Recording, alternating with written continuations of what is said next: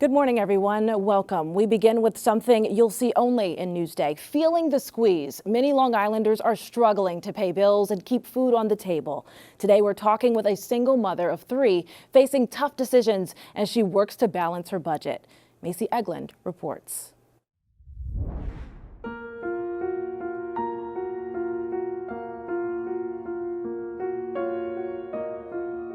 The bills are there, but the income is not. It's no secret Long Island is an expensive place to live. And with inflation, the rising cost of living has forced a lot of people to make some changes. Sometimes I don't know how I'm going to make it. I have to, save at least half of my paycheck to get the rent. Then I have the kids. Rochelle John is a single mother of 3. And they're raising everything else except my pay. So I'm still trying to juggle what I have just to make ends meet. Like many Long Islanders, Rochelle John is renting her home. She's been living in a 2-bedroom apartment here in Coram for a year and pays just over $1,600 a month. It's considered affordable housing, but she says it's still a struggle. When I got the call from here, I was so happy that, and when they said it's income-based, I'm thinking that I was able to afford it. Right now, John is working as a manager at a fast food restaurant. I'm not even smelling $21 an hour. She puts in 40 hours a week on a night shift, so she's able to get the kids on and off the school bus. And it's been tough. Sometimes it's really hard, But this is the most stability they've had in years. John says she was living in a shelter and then with a friend before she landed here. I'm trying. I really am. I cry so many times. John says she's living paycheck to paycheck, and she is not alone. Many Long Islanders are feeling the pinch.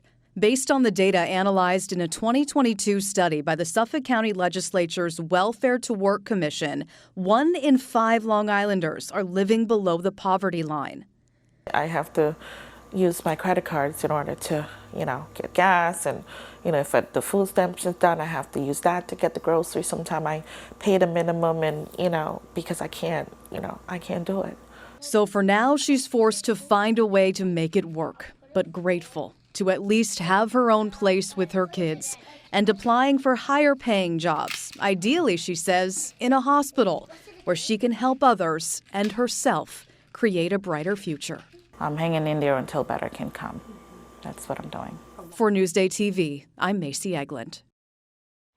You can read more about Long Islanders feeling the squeeze on Newsday.com. Click Get More below the Newsday TV video box. Coming up tomorrow. As a provider, I'm making about $6 an hour. My staff are making minimum wage because that's the most that I can pay. She owns the daycare, but only makes $6 an hour. The economic conditions that's putting this dedicated caregiver in a financial crisis. A wave of dangerous heat moving in over the island. The temperatures will hit the low to mid-90s through Saturday, but it's going to feel like we're in the triple digits, according to the National Weather Service. To help you beat the heat, towns across the island have opened cooling centers for those who do not have air conditioning.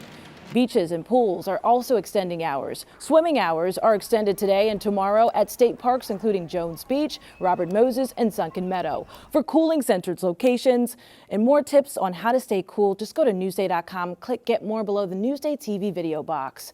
Update now on the Gilgo killings, an unusual move by prosecutors in Suffolk. It's a story you saw first in Newsday. Suffolk District Attorney Ray Tierney will prosecute the case himself. This will be the first time he will personally handle a case since he took office last January. Meanwhile, investigators continue to analyze a mountain of evidence seized from Heuermann's Massapequa Park home, his Manhattan office, and properties in Las Vegas and South Carolina.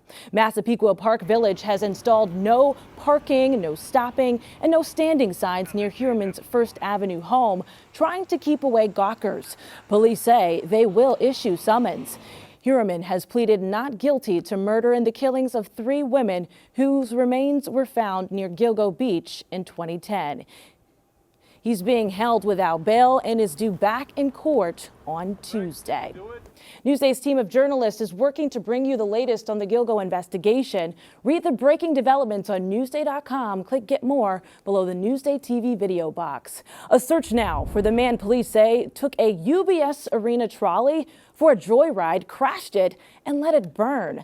This is video of the suspect. Police say he took the trolley the night of July 15th from the Elmont Arena and drove it onto Hempstead Turnpike, where he got out and took off. Police need your help finding this man. They say he's behind a knife-point 7-Eleven robbery in Huntington Station. Take a look at your screen here. Police say he walked into the store on Oakwood Road in June and asked for cigarettes. He walked out without paying, then pulled a knife and threatened the clerk when they tried to stop him.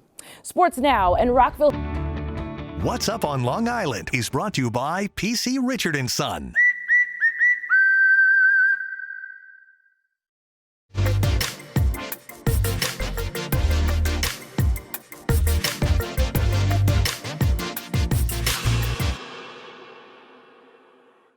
Here's what's up on Long Island, the Feast of St. Rocco. Come and taste the food prepared by the famous nonas of the feast, including baked ziti, eggplant, and much, much more. There's also rides and games and Grucci fireworks. The feast is all weekend in Glen Cove.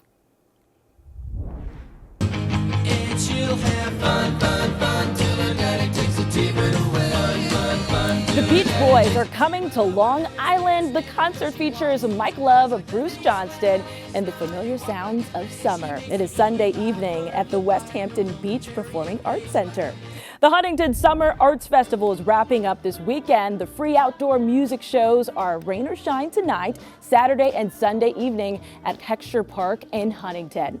For admission info and more events, just click Get More below the Newsday TV video box on our homepage.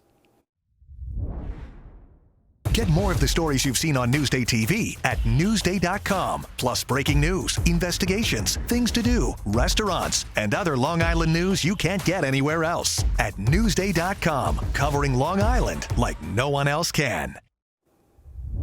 I'm Jasmine Anderson. Stay hydrated, everyone. Thanks for watching. We'll leave you with a look at your hyperlocal 7-day forecast.